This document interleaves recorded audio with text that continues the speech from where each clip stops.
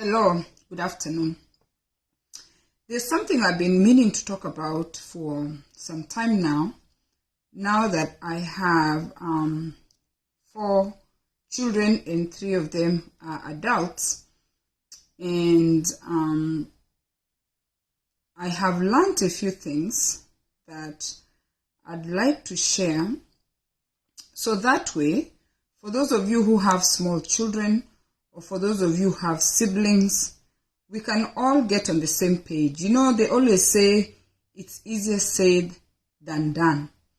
If you're an only child, you might not understand, but as an only child, you need to watch this so you can be ready for your children. Because there's one thing when you're being told, and there's another thing when reality hits you. And you're like, oh my goodness, when did this happen? How did things change so fast? Now, I have 4 children, right? I have 4 children. My oldest is 25, my second child is 22, and my third child is 19, and I have a 12-year-old. So my older children, my hands are feeling dry. My older children are already dealing with each other accordingly, because they're adults, they're human beings, right? And I have seen how sibling rivalry can just destroy relationships within a family. And sometimes it's not the parents who make it worse. Sometimes it's just among the children, right? They just do it it just comes. Because this is the way it is. In the Bible, when we go back to the Bible, in the beginning, Adam's children, Cain and Abel, Cain killed the brother. Right? Literally killed the brother. The oldest son killed the younger son because he got jealous that God favored his brother's offering, because he was a farmer and the brother was a shepherd. And for whatever reason, right? And I have had a taste, the bitter pill of my own siblings. My father had 21 children. My mother had 8 children, or has 8 children. And I have tasted that bitter pill of sibling rivalry. It is a painful pill. I've given my stories here before about my brothers and what I've gone through with them. Like candid stories, because it's not a secret, it is just there. It is there. And it's a painful journey. And if you're not prepared, or if you didn't have awareness, you find yourself in a battlefield with your brother, in a battlefield with your sister, or if you have children. Like now me, who have said I have 3 adult children, my children are going to find themselves in a battlefield with their siblings unless you create awareness. And it has to be serious awareness.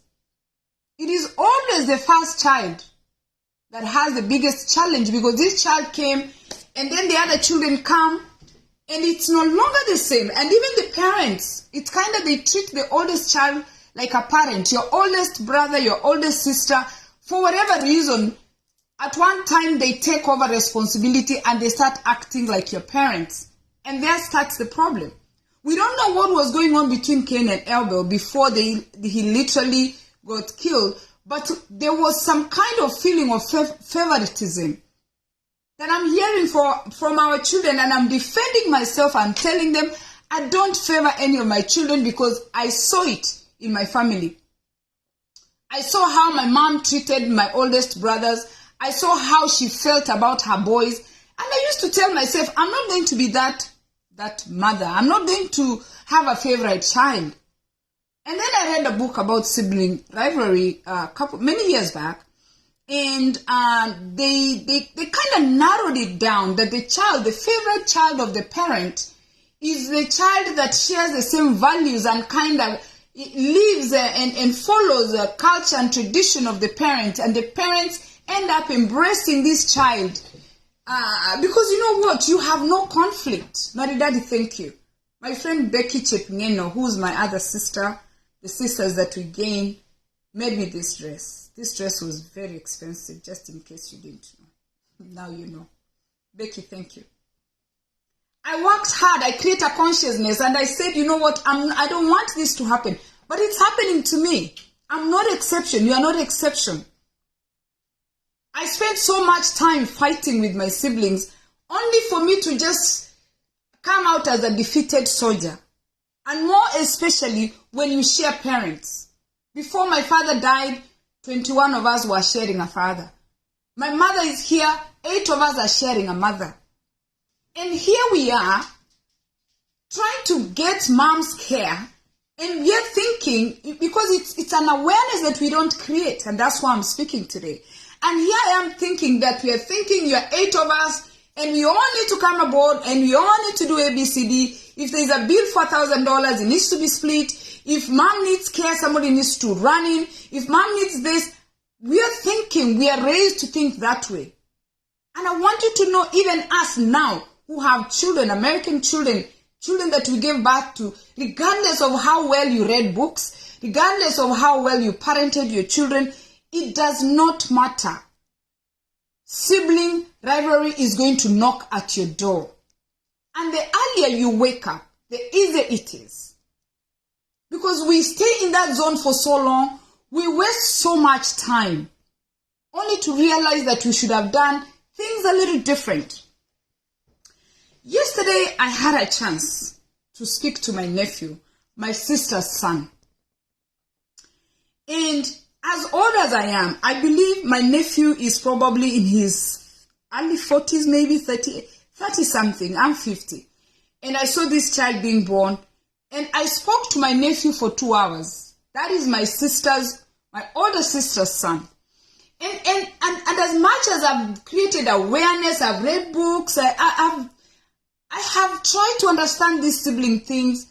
He created such an awareness to me that I have never looked at it before, because I never had that mindset the way he put it to me, and that's why I'm here to talk about it, because it was overwhelming how he placed it to me, and I never thought about it that way. Because why? I was the sibling that I thought I needed to make sure everybody in my family was okay.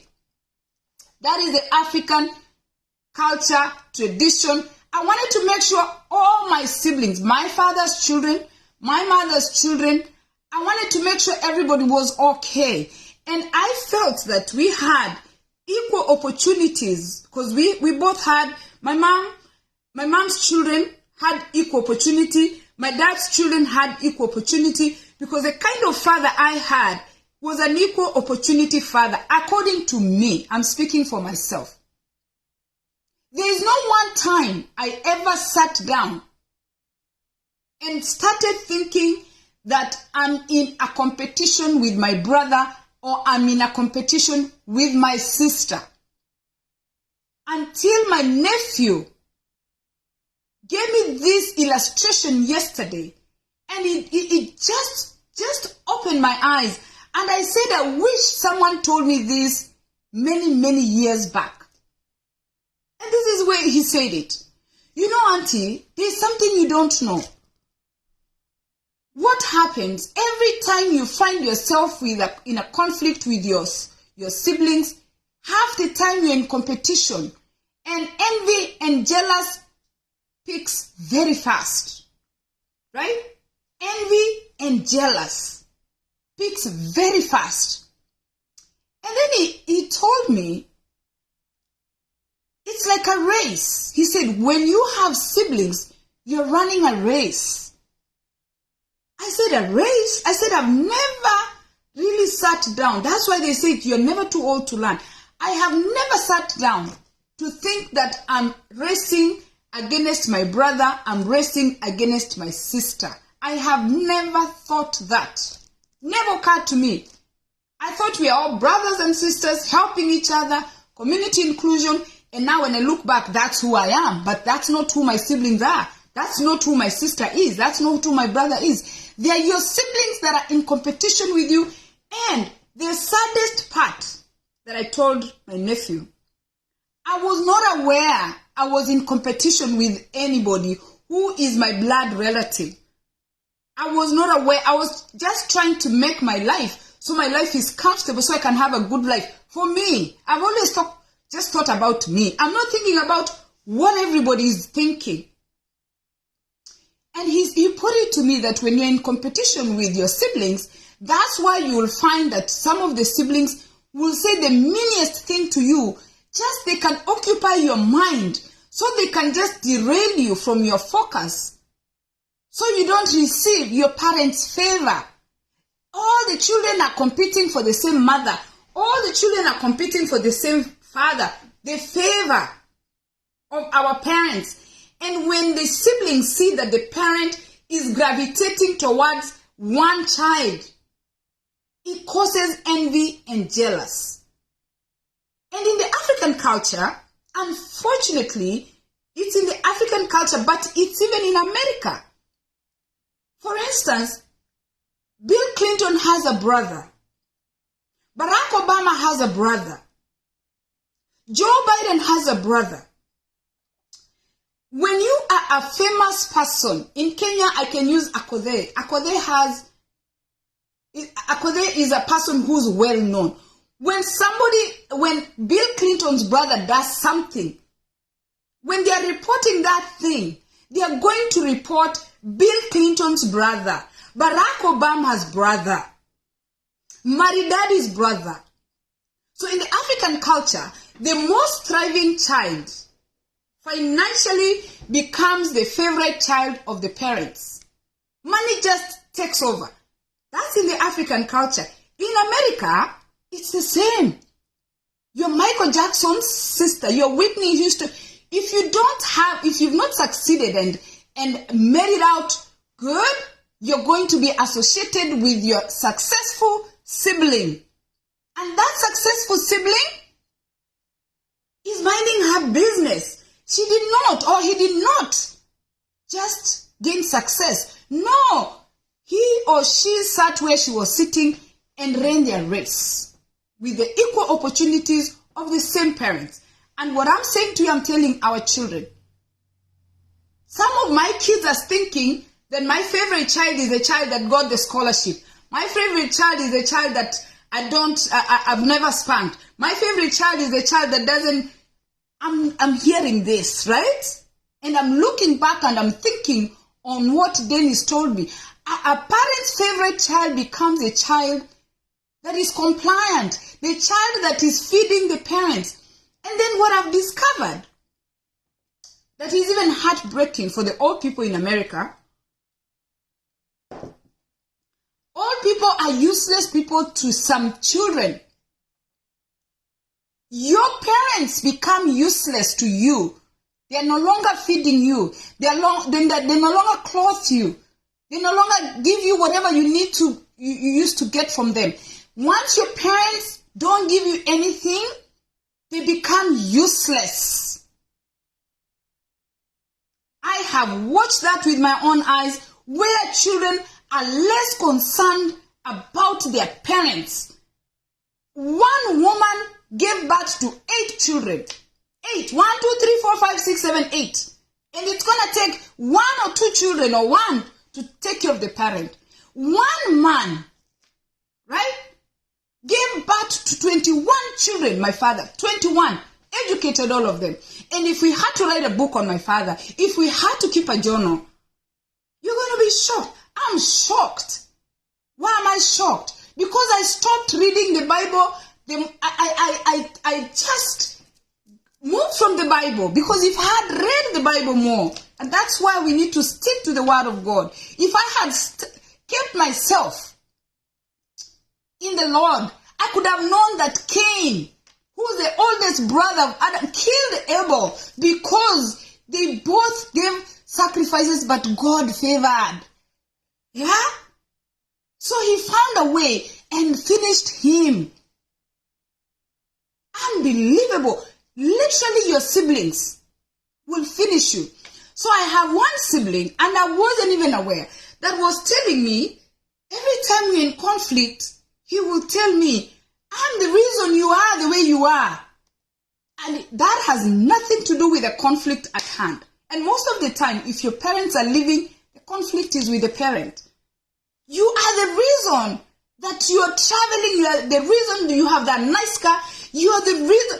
They are telling me they are the reason that I'm thriving. They want to take, that's a sibling. That's not your father. That's not your mother. That's your sibling. They want to take credit for where you are. Then another sibling told me, oh, you thought we will always be poor. This is the sibling that you used to help at one time. You're helping. Eventually, God opened the way. Now they are telling you, you thought we were always going to be under your mercy. So now we are rich. That is coming from a sibling, a grown man, a grown woman. You didn't think we were going to be successful. And I'm hearing these words from my own children.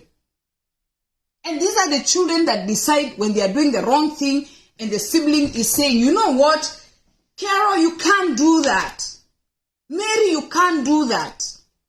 It is wrong what you're doing.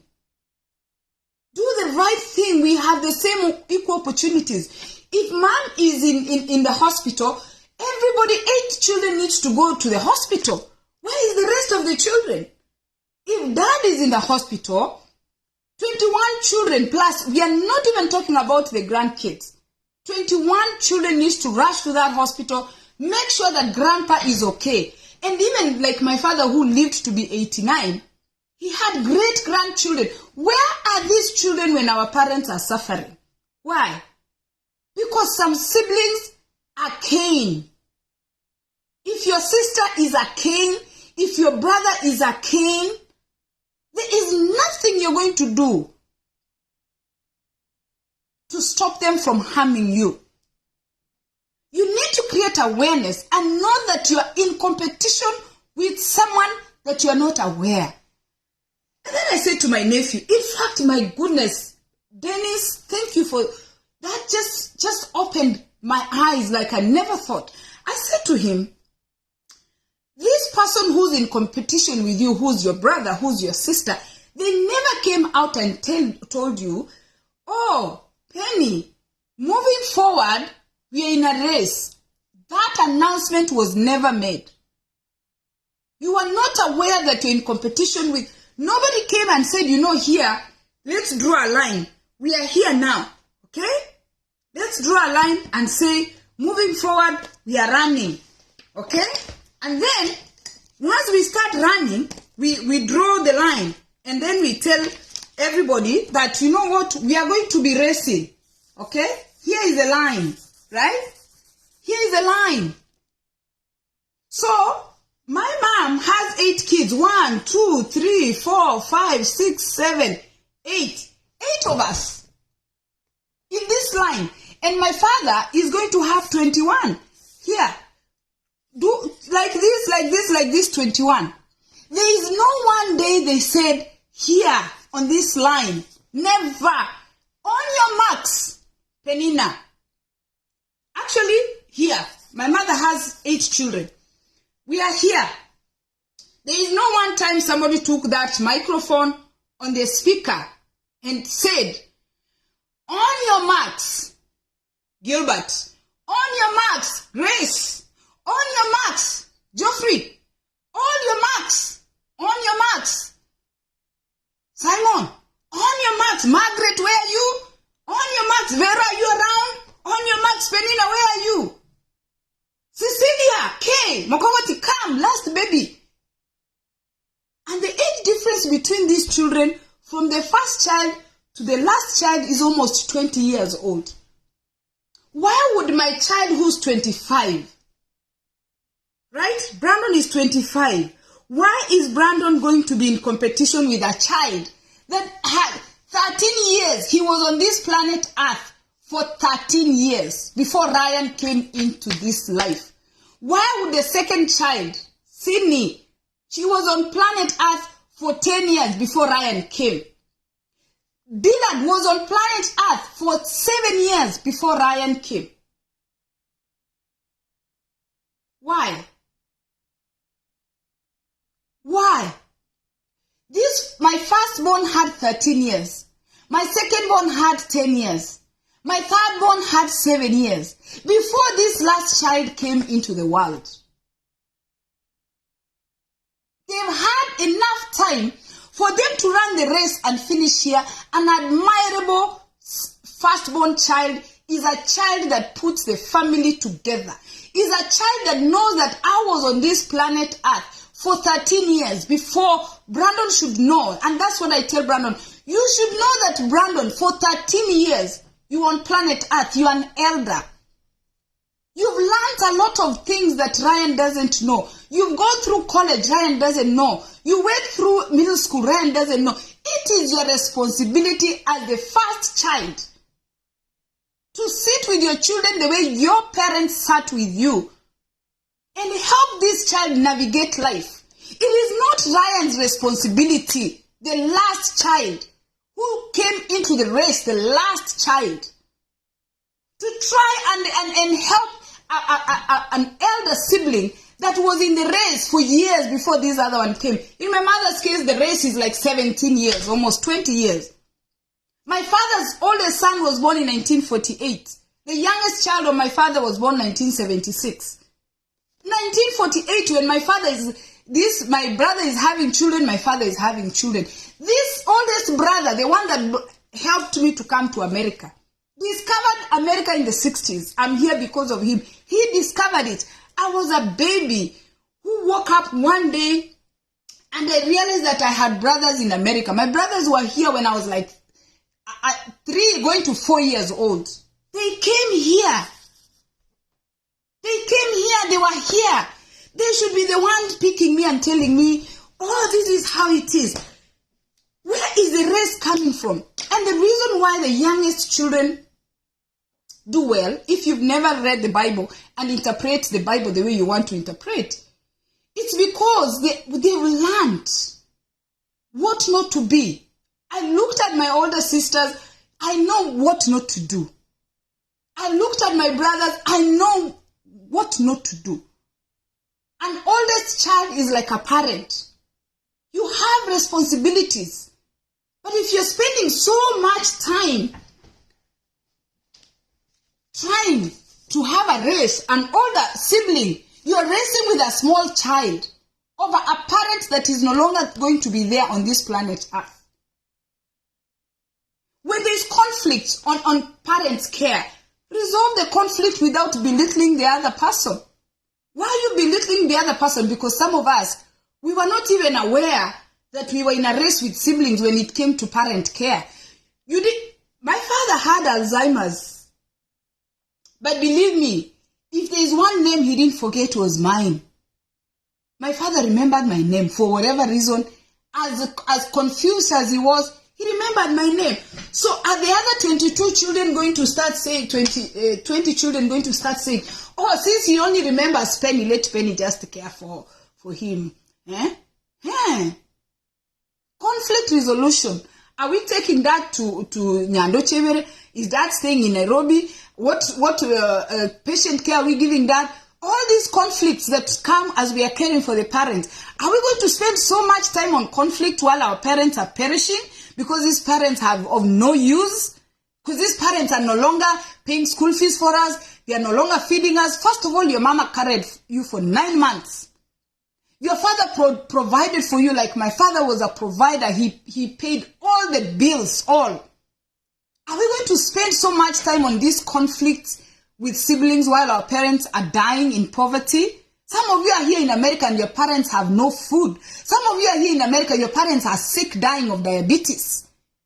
But you have beautiful homes, you have money for alcohol, you have money to give women on social media, but you don't have time to even go see your parents. Because you're so busy competing with your sibling that you think your parents like. When your sister is achieving success, if you're Bill Clinton's sister, don't start telling, you cannot go on CNN and say, don't call me Bill Clinton's sister. Bill Clinton is known. Akothe's sisters cannot go and start saying, oh, don't call me Akothe's sister. Oh, Israel Bulare, we all know him. I'm talking about Kenyans. Oh, you're this guy, this Nigerian music, Burna Boy. Don't say Burna Boy. You cannot go and tell the media, don't call me Burna Boy's sister, when your sister or your brother has made success and their name is out there. You can't fight that. They ran their own race. They are where they are because they ran their own race. Celebrate your siblings' achievements. That's why the most celebrated people, most successful people, they die in poverty of relationships. You have money in the bank, but you don't have family. Because now you're living in isolation. You've gained financial success. Because of the Cain and Abel situation, now your siblings don't like you. And you are not even aware that, you know what, you are in a competition. You thought everything was fine. You thought you are doing everything just the same. You're just minding your business. Me, I just wanted to be able to afford a soft life. I was a girl that wanted a soft life. I refused to kiss village boys. I refused to let village boys touch me. I refused to stay in Kenya. I wanted to come and live this soft life. I've lived soft life. Through my own accomplishments. I didn't know I was competing with anybody. I was not aware. Until yesterday, my nephew told me, Auntie, you need to be aware that there are people who are competing with you. I said, hey, why are they competing with me? Me, I thought I wanted my own soft life. I wanted a soft life. I was looking for a husband to call me sweetie, my husband. I was looking for a husband that calls sweet. I was looking for a soft life. I'm the women that liked a soft life. So me, I thought, hey, my father has given me this, my mother has given me this. Let me take my stuff and run to find this soft life. I looked for this soft life and I found I like soft life. I've traveled around the world. Let me tell you, in 2007, when I went back to Kenya for the first time, I was talking to a friend this morning. I thought I grew up in poverty. I thought we were poor because we didn't go on vacations. We didn't eat ice cream. I thought we were poor until I went back home in 2007. Only to find out that we were not poor. My goodness, I grew up in 100 acres of land. What? We were eating meat. What? I saw poverty. I saw poverty at first hand. There are children whose parents have no ability to be where they are. There are children who never had the opportunities that I had. I only came to find out that I had plenty. All I was missing was vacation. All I was missing was ice cream. All I was missing was chocolate. I was missing the soft life. And you know, I tell my children, you need to live a better life than me. My children I used to take these kids on vacation 4 or 5 times a year. These my children. By car, I will drive them to Florida. I'll drive them to South Carolina. You know, now they're telling me they got tired of driving because the other families that have money are flying. In the next generation, stop the nonsense. I'm paying for you to go to college. Go to college, get your bachelor's degree, save up your money, buy a house, start a family, fly your kids around the world. You don't have to drive. Get to the next destination, rent a car. Go to Germany, rent a car. Go to Netherlands, rent a car. But Penina from Nyandochebere driving you in my car to Florida is a gift. 5 times I took these kids everywhere.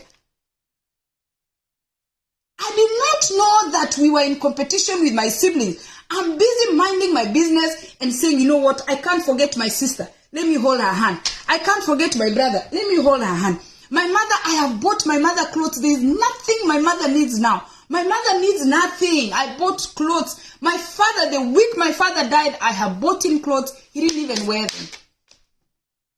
In 2007, when I went to Kenya and saw poverty, I came back and I opened a non-profit organization. I don't need material things. I don't need handbags. I don't even need to travel as much as I used to. I don't need material things. I need to help a child that doesn't have parents. Because I realized my parents were the greatest gift to me. I have handbags in the garage, quality bags. I have bought shoes. I don't even have space for clothes. I have bought this house of mine, I'm decluttering. There is nothing that money can buy that I've not bought. I wanted a Range Rover I can't afford because I had so many kids. I want to fly first class I can't afford. I stayed there. But I have stopped buying material things so I can educate 1 or 2 children. My money, the little money I have, is not to give a sibling. That is a crime. That is rubbish. You had the same equal opportunities. The money that I have is to help a child that doesn't have a father, that doesn't have a mother. The shenanigans of siblings thinking that, oh, now you have money. There is no money. Nobody has money. Money is nothing. That's why when you acquire financial success, you find yourself in the most lonely place. Because now everybody is judging you. They forget that all of you, your mother's children, 8 children, your father's children, 21 children, you were put in the same house. You ate the same food. You slept on the same beds. You went to the same schools. And now you want to make it an issue that your siblings are not giving you A, B, C, D because you want to be king of the family. You want to make sure that you kill Abel. You want to make sure that you are killing your sibling for working extra hard for what they have. And then what they do, they recruit their children. So you're no longer in race just with your sister. You're no longer just in race with your brother. You're in a race now with their children. And if they have grandchildren, they're going to tell their grandchildren, be careful with Auntie Penny, she's a witch. Be careful with Auntie Penny, she's rude. Be careful with Auntie Penny, oh, Grandma likes her. Be careful with Auntie Penny, Grandpa likes her. Be careful. And then people who've achieved, people who we call celebrities, people who've succeeded, they found what they are good at. They did it good. They earned money. They earned a name. They earned a title. They placed their name in the media. They placed their name in a business. They placed their name in shops. Louis Vuitton, Michael Kors, right? Calvin Klein. Those are people's children. Now, because you didn't work hard to get yourself where you needed to be, you make them your target. You grow up, you find yourself in a space where now you're hanging out with friends. Friends are good. We choose friends. We choose friends. Friends are very good. But let me tell you, half the time we don't share the same values. We don't have the same childhood memories. When I see my kids, when I have kids who are away now, when they come home during Thanksgiving, I see how my children are so happy I put in a video and they're so happy to remember the days that I spanked one for not a very good reason, but to me it was a good reason. I see how they get joy in remembering the past. I'm not going to share that with my friend Becky. I'm not going to share that with my friend Lorna. When we choose friends that we are on the same level. But we don't choose siblings. Siblings, you have memories. Friends, you create memories. Friends, you select friends that you're on the same level, that you're reasoning the same. You cannot reason the same with your siblings. So whether you're successful or you're not successful, whether my sister has a lot of money or she doesn't have a lot of money, if we have family together and we meet, we're going to remember some of the things mom used to do.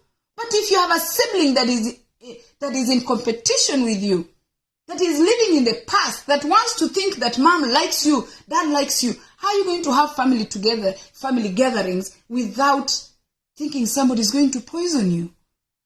Because they're thinking mom likes you. They're thinking dad likes you. They're thinking the community likes you. They're thinking you're getting favor. But guess what? You had all the same opportunities. Yeah? You all have the same opportunities. Your siblings are supposed to be your first best friends. Your siblings are supposed to be the people that you share some things you cannot tell your friends. Some things are not made for friends. Some things stay within the family. But when you have a common parent, and now you find one sibling is so busy, bitter, oh, you thought now you are rich. They say hurtful things to occupy your brain so you don't succeed. And I'm working extra hard, but I guess it's hard to work against the current. When Cain literally killed Abel by choice.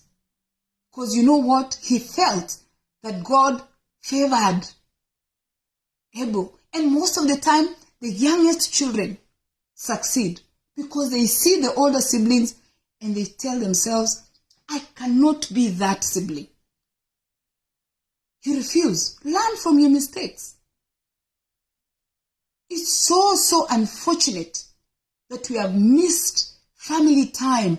We have missed family gatherings. We have missed Thanksgiving together. We have missed Christmas together because of this envy. And then the people in the village make it even worse. I was talking to my nephew again. He brought up something. He said when Grandpa had money and everybody used to go to him, he was the man. But when Grandpa ran out of money because now he's old, people were not coming to visit him.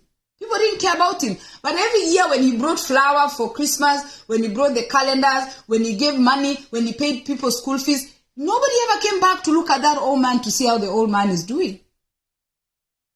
Rose, I'm telling you, I'm looking at my mother. My mother is so hungry of her children. I can even cry. My mother is so hungry of her children. I look at this woman and I ask myself, you actually raised 8 children by yourself. She's so hungry. Your parents are so hungry of you. Your father is so hungry of you. You were newborn at one time. These parents don't deserve this because you're jealous of your sibling. It's not a competition. You're not in a race. When you're born of the same mom, when you're born of the same father, you're not in a race. Mommy loves you the same way daddy loves you. I told my daughter this morning, I love you the same way I love my boys. Yes, you're my daughter. I love you the same. I promised myself to love my children the same. It hurts me to see parents crying. It hurts me for the parents to call. Make phone calls from Kenya. Have you seen my son? Have you seen my daughter? Please help me locate my daughter. Please help me locate my son. I shed tears this morning as a mother. I feel the pain of the parents whose children have spent so much time fighting each other, tearing each other. Nobody announced that there was a race. There is no race as siblings. It's not supposed to be there. Your sibling is supposed to be your best friend. Your sibling is supposed to be the person that you can trust. Our parents should not be laying in bed dying because of diseases that can be treated. Our parents should not be dying because they've not seen their grandchildren. And you're busy somewhere living the biggest life. You're busy somewhere fighting. You lost yourself in sin. I shed tears for parents whose children came to America and nowhere to be found. Nowhere. And it's because you're in competition with your brother. You're in competition with your sister. You're in competition. You're thinking that, oh, mom likes her. Oh, dad likes her.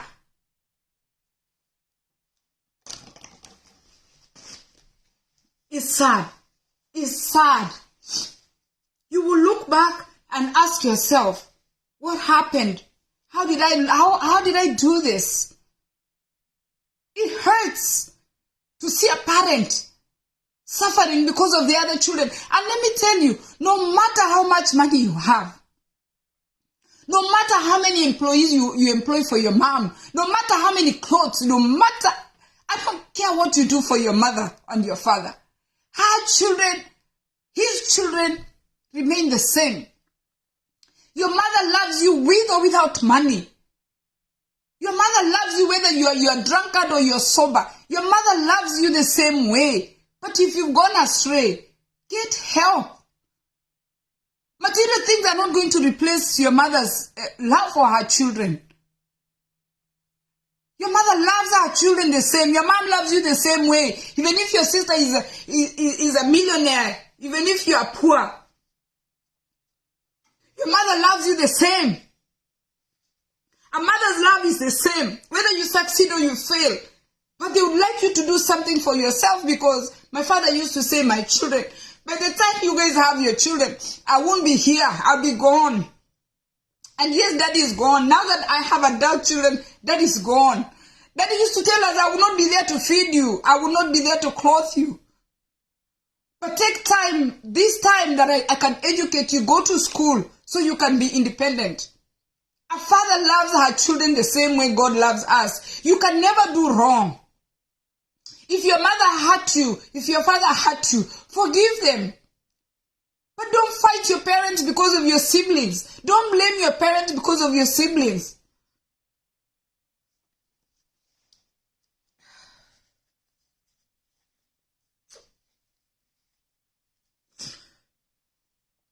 You are not in competition with anyone, because nobody announced the race.